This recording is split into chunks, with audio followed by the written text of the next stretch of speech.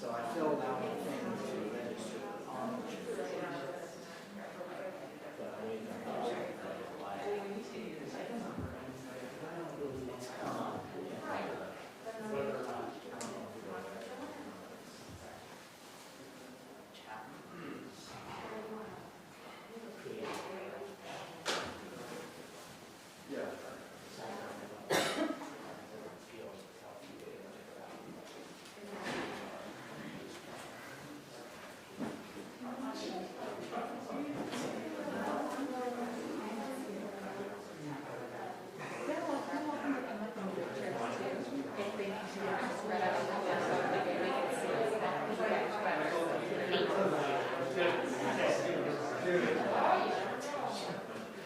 Or even if they want to sit over here, that would be fine too. If they, yeah, yeah. I know that's probably not very helpful. Looking back there, back again. You can see it's hard to see what the whole layout is.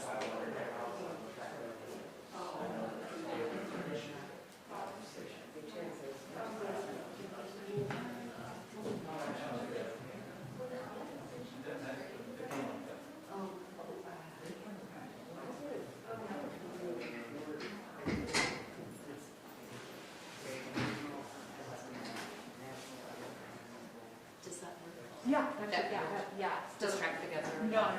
They'll only look over there if there's a Zoom call. So I'm not missing. I've always seen that as Yeah, of course. but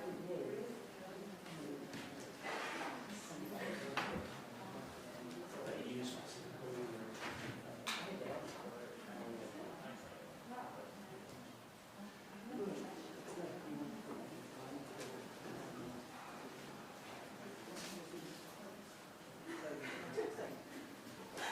the only thing that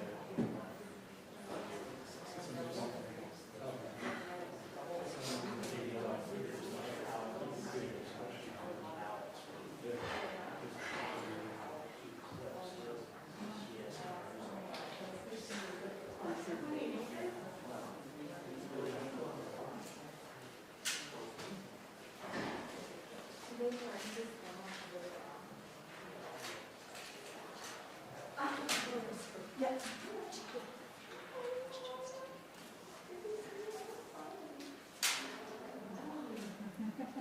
I see some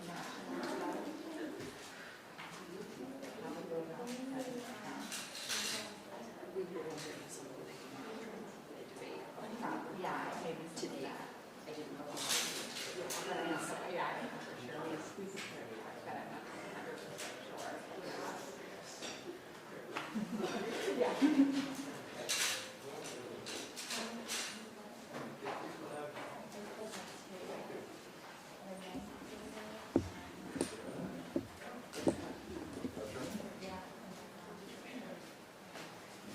On or off? You want it hanging there? Hanging water sweeping is good. Okay. Yeah, just a little. All right. Hey, just gonna add this really quick. So these ladies are watching Lana and Steven as well. So that's your peanut gallery. Oh, boy.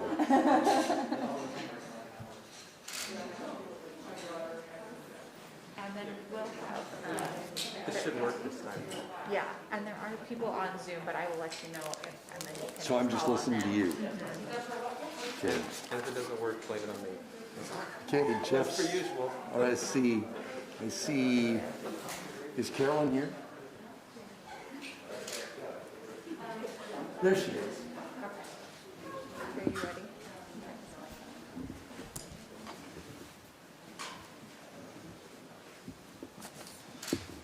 I've got great backup today. Well, good morning. Thanks for joining us. We have some important information to share today about steps that we're taking to prepare for the rollout of the COVID-19 vaccine in Idaho. Our state epidemiologist, Dr. Chris Hahn, who you all know, and Dr. Carolyn Bridges, a recently retired CDC expert in influenza, pandemic, and vaccines, which she thought she'd retired, will explain details related to the vaccine in a bit. Both Dr. Hahn and Dr. Bridges serve on our Idaho Coronavirus Working Group. But first, I am not going to miss the opportunity to explain two topics better. First, what the state emergency order does and does not do. And second, what stage 4 of our Idaho Rebounds plan means. The statewide coronavirus emergency order exists for two primary reasons. Number one, it gives Idaho access to state and federal resources in order to protect our citizens and expedite recovery, just like an emergency order for a fire, flood, or other natural disaster. And number two, it communicates to the public that we are indeed in a state of emergency, just like the other 49 states that have active COVID-19 emergency orders in place.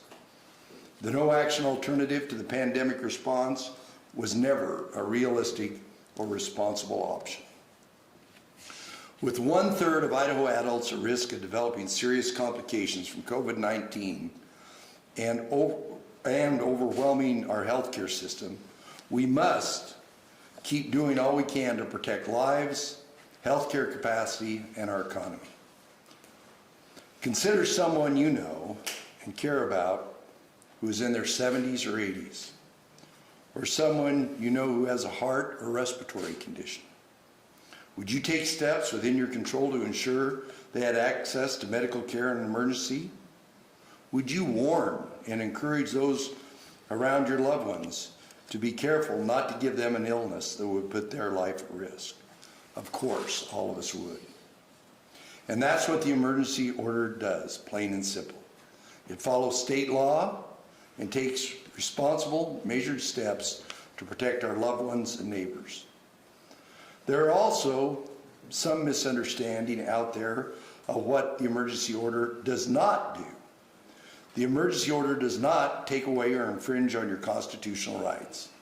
I would never do that. The emergency order does not shut down Idaho. The emergency order does not give local governments authority to create and enforce mask orders. State law gave them that authority years ago, with or without a statewide emergency order in place. I often hear and read, "Open up Idaho." Idaho is open and has been for months. That's why Idaho is ranked first among states in economic momentum and third for best employment. Under stage 4, there are no state restrictions on business operations and other activities. However, it does include important recommendations that we can all follow to limit the spread of COVID-19 so we can keep our loved ones healthy and our economy open and growing. The good actions of Idahoans and our business community enabled us to move to the final stage, stage 4, of our Idaho Rebound Plan months ago. And that's the reason Idaho is leading the nation in economic prosperity. I've said it many times, Idahoans' health and a strong economy are interconnected. We cannot have one without the other. After evaluating our statewide metrics over the past 2 weeks, Idaho will stay open and in stage 4 for another 2 weeks. That does not mean we're putting restrictions on businesses or individuals. That does not mean we are in the clear or that lives and the well-being of our loved ones who are older, who have underlying health conditions, aren't still threatened by this deadly and aggressive disease. We did not meet established metrics in 3 areas over the past 2 weeks: for number of reported cases, for percent of positive tests, as well as COVID hospitalizations. As dropping temperatures drive people indoors, we will likely continue to see an uptick in spread across the country. This only reinforces the need for all of us to ramp up our personal actions to slow the spread of coronavirus and keep our kids in school, our loved ones safe, and our economy open. Wear a mask. Keep 6 feet distance from others. Wash your hands and surfaces regularly. Stay home if you're sick, and get your flu shot. I'm taking your job from you.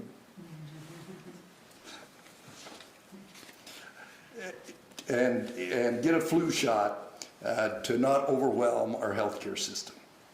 Before we get to our important news about preparations for the vaccine rollout, I want to talk about some of our new COVID testing resources coming to Idaho. Testing will continue to be an important piece of battling the coronavirus and getting our lives closer to normal. I'm very pleased to share that President Trump and federal officials are now making 100 million new Abbott Binax Now rapid antigen tests available to our nation's governors. These tests are inexpensive, simple to use, more than 95% accurate. They give results in an astounding 15 minutes using a simple, less invasive nasal swab and does not require a machine. Governors determine how the tests will be distributed in their states. Many of Idaho's long-term care facilities have already received the tests, and an additional 530,000 tests will be delivered to Idaho over the next 3 months. I am prioritizing schools to be the primary recipients of the new rapid tests. This will be a game changer for schools. The new rapid tests help quickly determine who has and who does not have COVID-19, so teachers and students can be back in their classrooms instead of quarantine. Today, October 1st, Idaho received 35,000 tests that will be shipped to local public health agencies statewide to help support COVID testing in our schools.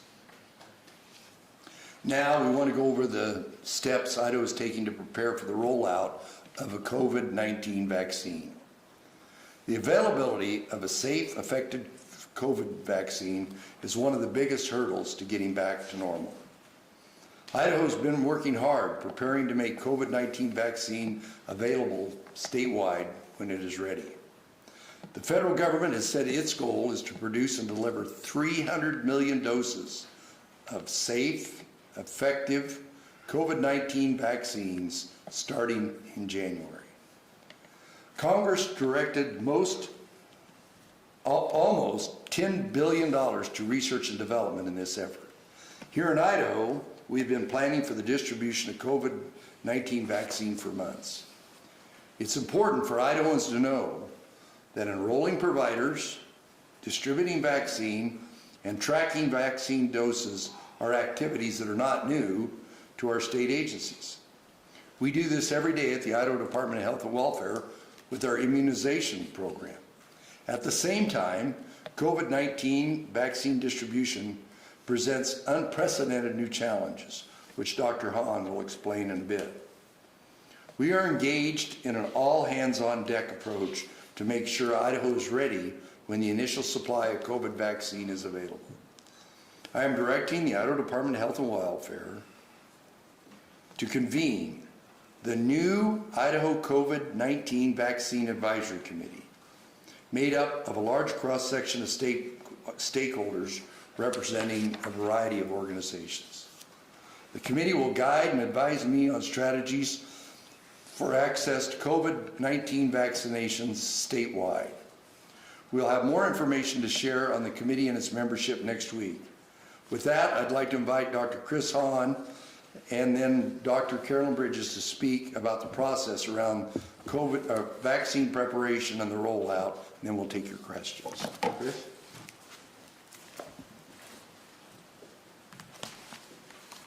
Thank you.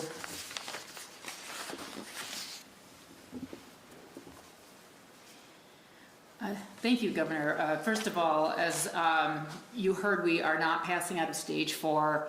And as he mentioned, we are concerned. We do see a rise in cases around the state. I just want to make it clear, many parts of the state are seeing these increases. And we are concerned with fall coming on, more people in school, more people inside, that we will continue to struggle with rising case numbers. Additionally, we continue to have more people in the hospital than we'd like to see. We're gratified that right now, despite the rising case numbers, we have not seen a bump in hospitalizations, but we know there's sometimes a lag, and we may still see that. So we're working very hard to try to encourage people, as the governor mentioned, to get their flu shots. Do everything you can to stay healthy and safe. Wear your mask. Protect yourselves from not only COVID and not only flu, but other respiratory viruses and diseases that circulate this time of year. So I'll just say a word about vaccine planning before Dr. Bridges gives us some more details. First of all, we are working under guidance from CDC. CDC released guidance to the states on how to plan and prepare. And we've been directed as states to have our plan to CDC by October 16. So that is in the chance. The governor mentioned January, but you've also heard talk of November. We don't know if and when a vaccine or the first vaccines will be licensed in the United States against COVID, but we want to be ready should it become available in November. So our plan will be submitted to CDC October 16th. This is a new vaccine. The challenges are many. The first one is many of our immunization programs and plans, we talk to people about vaccines that have been around for years and years, and we can talk about the safety record, we can talk about what great benefits that vaccine has already shown, whether it's a flu shot or whether it's a meningitis shot. This is a new vaccine. We're all going to be talking about it without that history of years and years of experience with it. We need to work hard doubly hard to communicate, not only to the general public about this vaccine, for which there is, of course, concern about safety and efficacy, concern is it being pushed out too quickly. We need to not only stay informed ourselves, but communicate, first of all, to our healthcare providing community, our doctors, our experts in vaccines around the state, so that they also feel comfortable not only receiving the vaccine, because healthcare workers will probably be among the first or the first group vaccinated to be offered that vaccine. They need to be comfortable with it themselves. So that is one reason why the advisory committee that the governor announced will certainly include representatives from the healthcare sector around the state. Lastly, a couple other challenges I want to mention is it's possible that they will require 2 doses.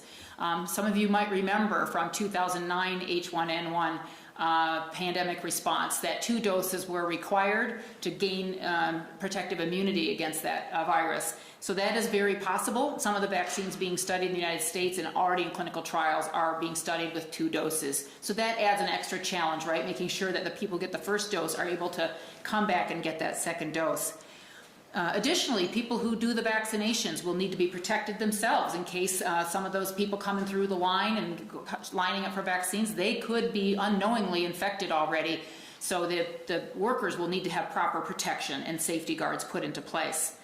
To meet these challenges, in addition to the advisory committee working to educate and talk with healthcare providers and others around the state, essential workers, police, fire, other workers, teachers that we want to hopefully be able to offer the vaccine to, those folks also need to be sure that they're comfortable and aware and have the information that they need.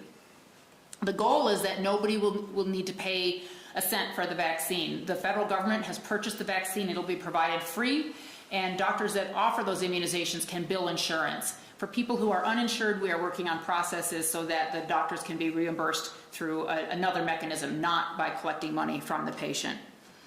Lastly, I just want to mention the last challenge, because the 2009 pandemic, I have fond memories is not the right word. I have strong memories of this. My kids were little, and they were of the age group where they went first. I took them through to get their shots, and then I got mine later. This is going to be different. We are going to be almost certainly targeting adults first, whether they're healthcare workers, seniors living in nursing homes, other essential workers. We're going to be focusing on encouraging adults to get vaccinated, offering it to those groups first. Again, initially in a very limited supply, and then eventually a broader population. So lastly, I just want to repeat that we are committed to providing the best information we have. We're committed to staying abreast. Both Dr. Bridges and I participate and listen to the CDC's deliberation on this vaccine, which is very frequent, so that we can stay abreast of the science and be familiar with what's going on. And we will make sure and communicate that as we go. And then with that, I think I'm going to let the governor introduce Dr. Bridges. Thank you, Dr. Hahn. When we first started in this effort and put the coronavirus working group together back in March, one name that we were delighted to have was Dr. Carolyn Bridges, who's a indigenous Idaho person who, as I stated earlier, had just retired from CDC. She's done yeoman's work on not only the coronavirus working group, but on other areas. And she's literally an expert in this field, and we're delighted to have her. So Dr. Bridges.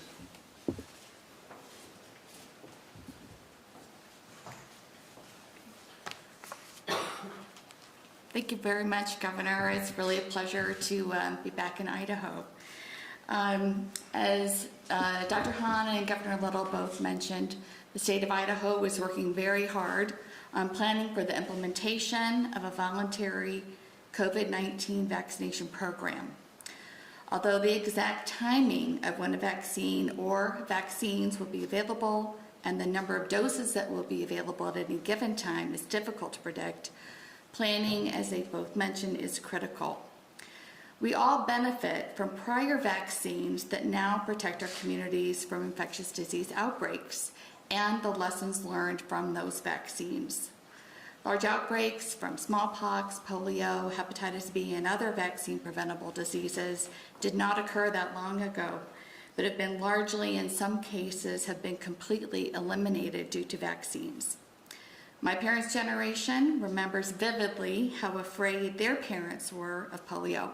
In fact, two of my aunts who lived near Caldwell had polio as children and were taking care of it at the Elks here in Boise. Polio was declared eliminated in the United States in 1979 and was declared eliminated in Africa just this year. Smallpox was declared eliminated worldwide in 1980, both due to global vaccination programs. In the U.S., several new vaccines have been developed, licensed, and widely implemented in the last 20 years. These new vaccines prevent shingles, influenza, hepatitis B, bacterial meningitis, and even certain cancers. The processes for monitoring the safety of new vaccines are well developed and include multiple layers of oversight. Just like with any medicine, any vaccine can cause side effects. But for the most part, these side effects are minor, like a sore arm, fever, or body aches, and go away within a few days. These types of side effects and more serious side effects are being monitored for in current COVID-19 vaccine trials by manufacturers, by researchers, independent data safety monitoring boards, the FDA, and CDC. So multiple layers to monitor and ensure safety. FDA also requires extensive safety monitoring after vaccines are approved for use. This allows for the detection of rare adverse events from any vaccine, including any COVID-19 vaccine. FDA and CDC will be jointly monitoring COVID vaccine safety long-term. In terms of the speed of manufacturing, the ability of scientists and manufacturers to make vaccines of COVID-19 has been aided by substantial investments by the U.S. government over more than 20 years. Governor Little mentioned the investment this year, but this really builds on a long history of recognizing the importance of vaccines and the need to improve those systems to manufacture and monitor them. These investments have led to scientific innovations and improvements in vaccine candidate development and vaccine manufacturing capacity to support more rapid vaccine availability. These systems are hard work now to develop new vaccines for COVID that will go a long way to helping our families and communities return to school and work and to normal social gatherings with our friends and loved ones. I have confidence in the vaccine development and safety processes, and personally have volunteered to be in a COVID vaccine trial myself, although I haven't been selected yet. I'm hoping I will. In the meantime, while we wait for COVID vaccines, please do check with your doctor or pharmacist to ensure that you're up to date on current vaccines. Only about 1 in 4 adults is actually up to date on their vaccines, and many children are also missing 1 or more routine vaccines. And as Governor Little has said, Really, we want to make sure everyone gets their flu vaccine this year. That's going to be particularly important. And as a reminder, flu vaccine is recommended for everyone 6 months of age and older who does not have a contraindication to flu vaccine. Thank you.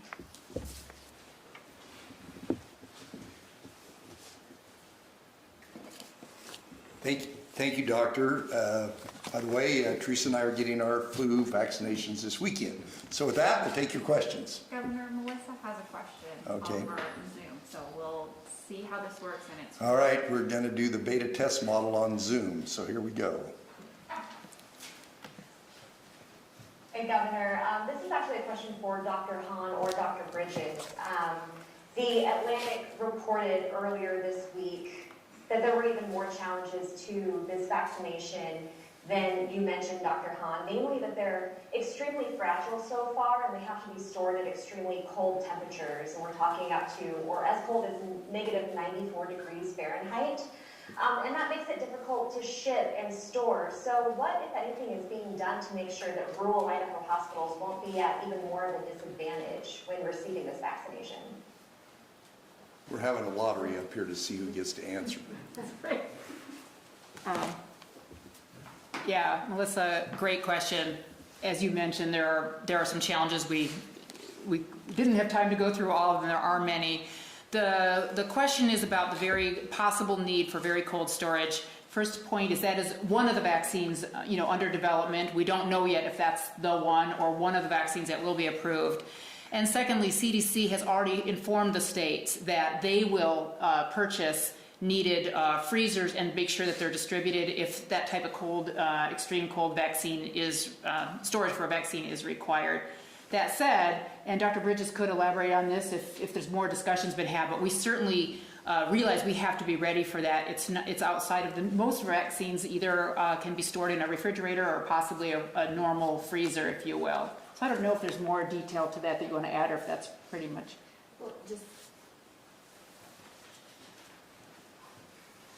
Yeah, I'll just mention that the storage and handling issues for the vaccines are going to evolve over time, and the vaccine manufacturers are working on their storage and handling requirements and stability of vaccine issues. So, for example, that vaccine that you just mentioned that requires the ultra cold storage, now they've announced that it'll be able to be at refrigerator temperatures for a week.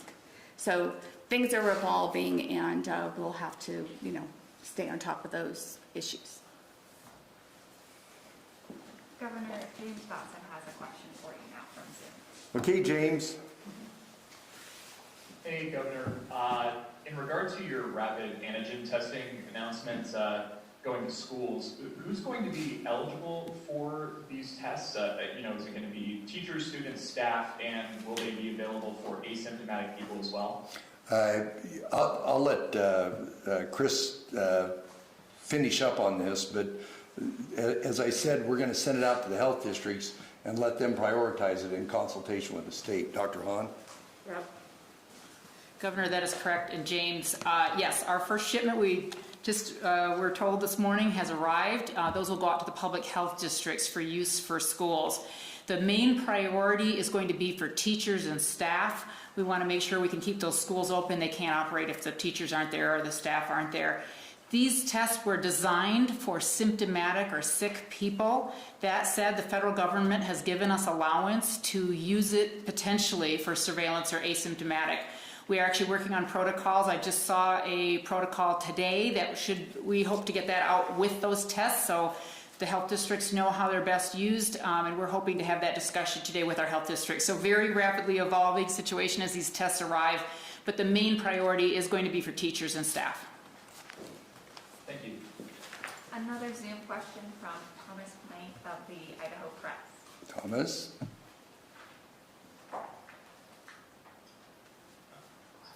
Sorry, looks like it's broken.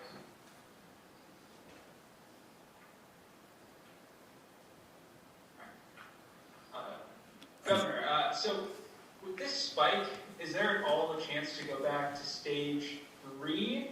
I'm most asked this question because it appears that we now are caught in stage 4 forever? But is there a chance that we ever move backward? Or are we going to be just here for, until the heat death of the universe? I'll start off with my famous quote, never say never, never say always.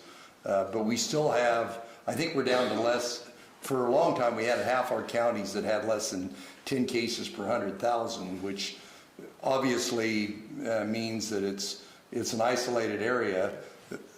I don't know if you can see it, but I always refer back to this chart. We have a couple areas in the state where we're concerned about healthcare capacity, but overall we're still okay. But it's concerning. I don't see, if that's why we do these things. If people continue to do the right things, that issue won't arise. But I would, you never know what's going to happen. This novel coronavirus, and it is a novel coronavirus, it does not act like other viruses. The fact that we've had this run up all summer long, we anticipate there's going to be a further run up in the fall. That's why we emphasize people having the flu vaccine, because if they get the flu vaccine, that means we'll have the healthcare capacity. That in essence means that red line goes up further. If people don't get their flu shot, that red line goes down slower. So. Governor, thank you. You mentioned that healthcare workers are top priority for receiving the vaccine.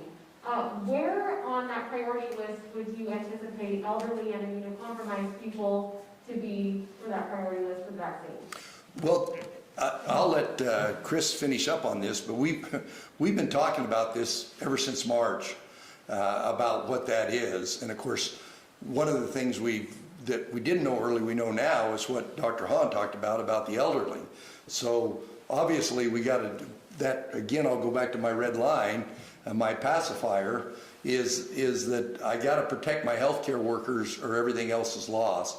And then the most susceptible population will be the older ones. But that, as we learn more about the vaccine and how it works, that will probably be a dynamic process, Chris. Yeah. First, I want to emphasize that although we believe healthcare workers will probably be the first group to be offered the vaccine, that has not been finalized yet. Several important groups are weighing in on that. The National Academy of Sciences, you may know CDC, some universities have all looked at, first of all, looking at the models. For example, by vaccinating healthcare workers, if some of those healthcare workers work in long-term care facilities, that might be the best protection for those seniors. We know sometimes vaccines don't work so well in seniors because their immune systems aren't able to really mount a good response even to the vaccine.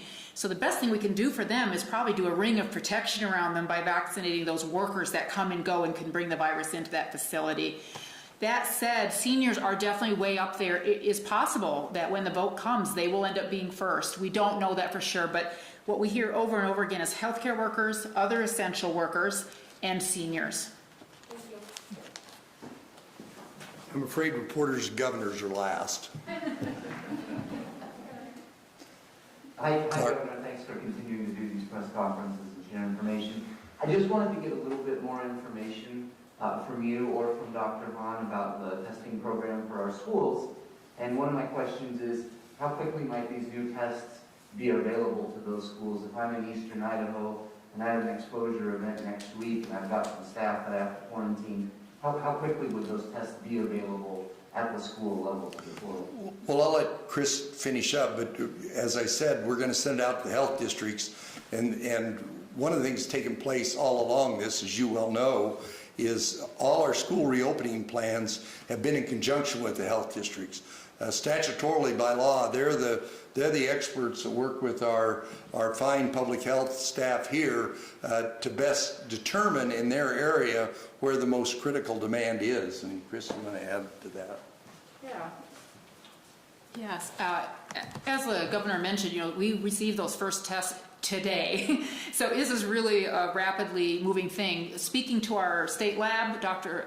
Ball, who's the director of the lab, he believes they'll be able to start shipping those out this week. So we're hoping that they'll actually get to the health districts by the end of the week or early next week. They have to they come in pallets, they have to break them down and package them. So there's going to be a little bit of a processing, but they're hoping to get them out this week. That said, as you know, any new thing comes with, it's like getting a new appliance, right? You have to kind of read the instructions. So everyone has to get trained on how to use these tests properly. I am hopeful, though, to your analogy, that if something happens mid next week, that these tests will be able to be used. I can't guarantee that, but I've read through those instructions myself. It seems pretty simple. Hopefully, it'll be very quickly be able to put into use. Thank you. Hello, Governor. CBS 2 Scott Logan has 3 questions. His first question is related to the rise in COVID and our state's economy. Governor, sir, how would you characterize or describe the state's economy as we have been treading water, so to speak, in stage 4? Are you worried about what may be on the horizon as COVID cases increase? Well, the question about the economy, if we're treading water, everybody else is sunk. We're ranked, our numbers are, our employment numbers recovery are 10 times better than the national average. We're third best.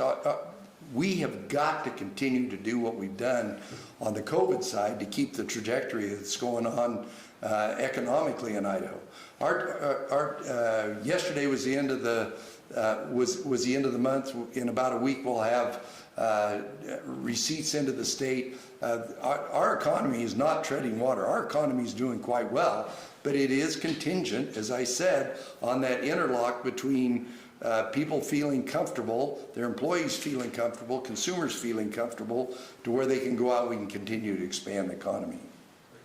The second question is about COVID and the election coming up. Governor, do you feel confident going into this historic election that Idaho was prepared for it, given the unprecedented emphasis on mail-in ballots? And then have you heard from other states and how, if they're prepared and how? Well, this, whether it's testing, whether it's school opening, so many of these issues are best resolved at the local level. By law in Idaho, the county clerks are the chief elections officers. Every county's a little different. The polling places are a little different. We started looking at this last April for our May primary, but there was good consensus that we should have an all absentee election then. Part of the reason, the primary reason I called the special session was for the legislature to weigh in and create a scenario to where people could safely and openly and have access to the electoral process. There's going to be some hang-ups, little hang-ups around the way, but there's a lot of resources available to these counties, whether it's new polling places, whether it's PPE, whether it's paying for new poll workers. So I think we're going to be in a good place here in Idaho, particularly compared to the other states.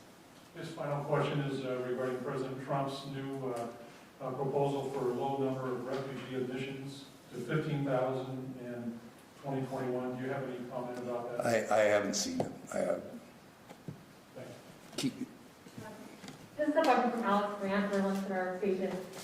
What can be attributed to the recent rise in cases? Do you suspect that schools reopening, restaurants and bars? What can you attribute that to? Well, I'll let Chris talk about it, but I think it's a D, all of the above. One of the things we talked about this morning is if you were driving around here a week and a half ago in the Treasure Valley when all that smoke was in the air, people were inside. There was basically recommendation from the public health people and DEQ for people to stay inside.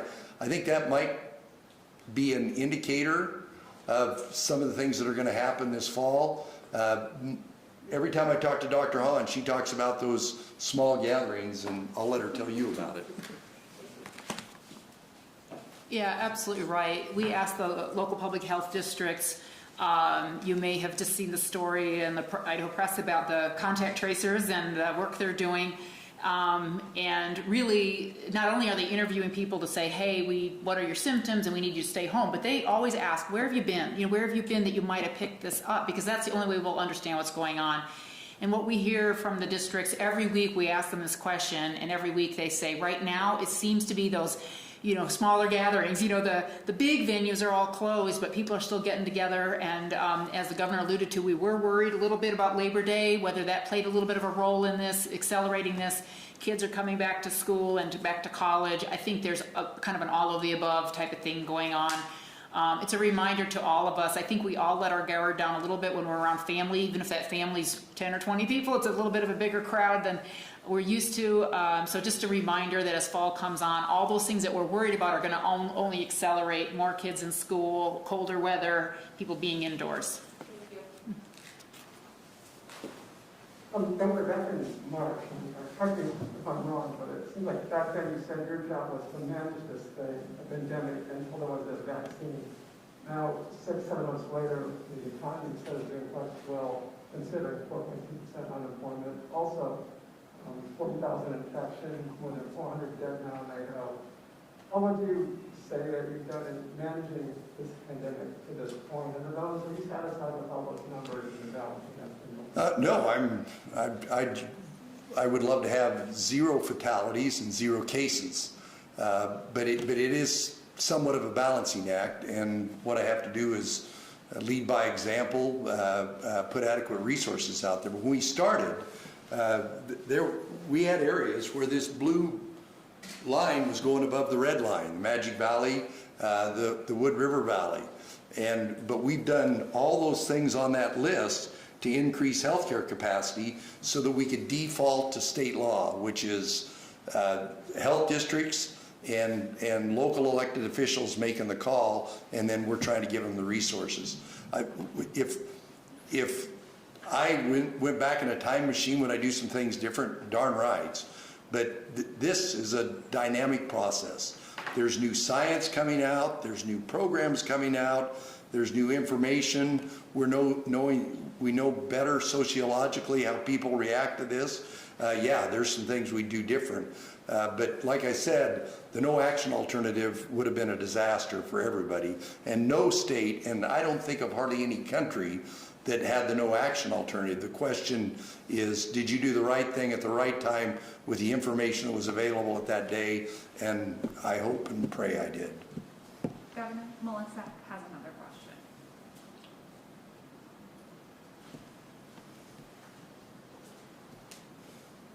Governor, you spent a lot of time talking about emergency orders and their role in the state. Lawmakers have indicated or been very clear that they want to change the way emergency orders are handled by the executive branch, and possibly even local government control over things like school closures and mask mandates. If the legislature does try to change anything regarding your powers, will you veto it? That's sheer speculation. As I said, all 50 states have emergency orders in place. And I think there's probably some issue about the length of emergency orders, about the duration, about legislative input, but I would be adamantly opposed to no emergency orders, because that's what you do in this job. Whether it's a natural disaster, whether it's a flood, a fire, an earthquake, a volcano. Remember, we had an emergency order when we had Mount St. Helens here in Idaho. The state governor has a responsibility and accountability of the people to respond to an emergency, and both state law and federal law refer to that, and they'd have to change both of them. Governor James. But lawmakers were pretty clear that they thought that this emergency order had gone on too long, and they wanted a commitment from you to end that order. And in speeches on the Senate floor, they made it sound like you had committed to that. Have you changed your mind? I haven't changed. Or was that misrepresented? I haven't changed my mind. Governor James Dawson has a question. Governor, with your announcement that there's going to be this new vaccine committee that's going to, I guess, convene next week, or more details will be available next week. What do you make of the CDC having that Idaho has the second lowest vaccination rate for kindergartners in the country? How big of a challenge do you expect it will be to convince Idahoans that getting a COVID vaccine is a good idea? Well, in response to Keith's question, I talked about the sociology of this issue. we are, our mandates for vaccinations in Idaho are pretty minimal, but we have to get to a certain level. And I would almost argue that not having a mandate will make it easier. Why is that? I think people will sit down with their community, with their healthcare provider, with their families, and do the right thing. Do you think that that's accurate, though, considering that vaccination rates have gone down as Idaho has loosened its requirements for people to get vaccines, when they send their kids to school? Well, that's state law in Idaho right now.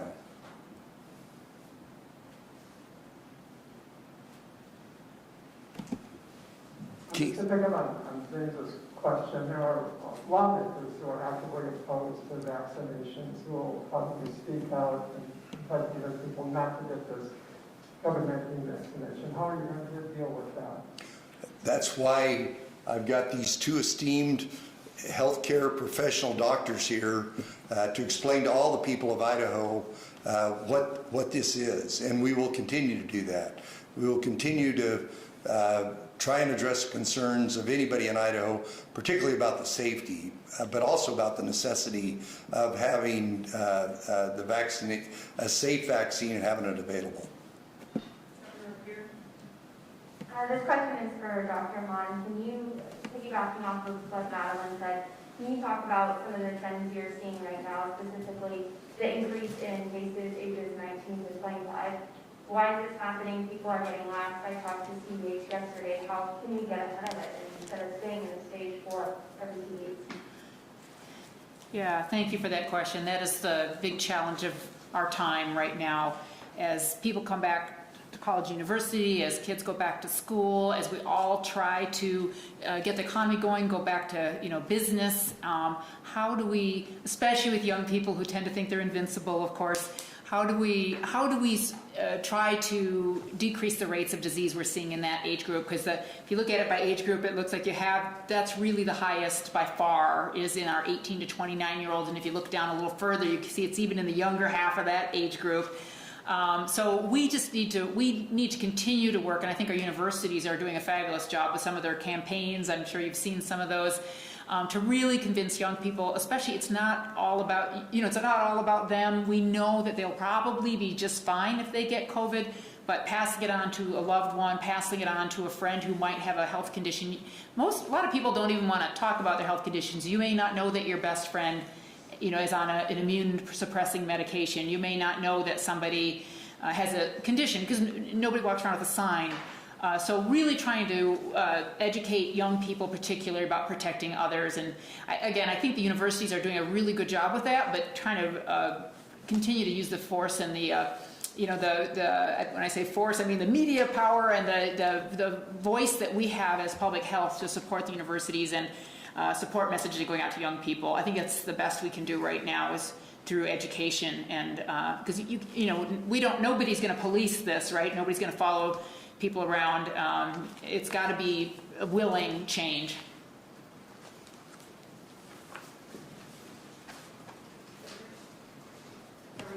Sorry for all the questions. It's Madeline again. Hi. What's the plan? Is there one for people who plan to vote in person on November 3rd but catch COVID and they have to isolate? I'm wondering if that's been addressed and if there's a workaround in mind, or can they just not vote because they don't want them to polls? Well, as I did in the primary, I urge anybody that thinks perhaps they were just exposed or perhaps are going on a trip to go to idahovotes.gov and get an absentee ballot right now. I think that, and I don't know, you could talk to the Secretary of State's office or your county clerks if you're positive, whether there's a place where you can go by and they can hand you a ballot. I know they talked about that. I think that was in the voting center bill that the legislature recommended that they didn't pass. But that is actually a good question. If you're COVID positive, how do you exercise your constitutional right to vote on Election Day? That's why I'm urging everybody to use our very dynamic absentee system we have here in Idaho. I don't know, do you know? We'll get back to you, Thank you.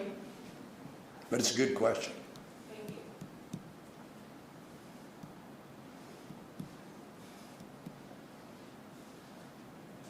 Okay, I want to thank you all, and I particularly want to thank Dr. Bridges and Dr. Hahn. You can see that Idaho is in good hands with those two experts, so thank you very much.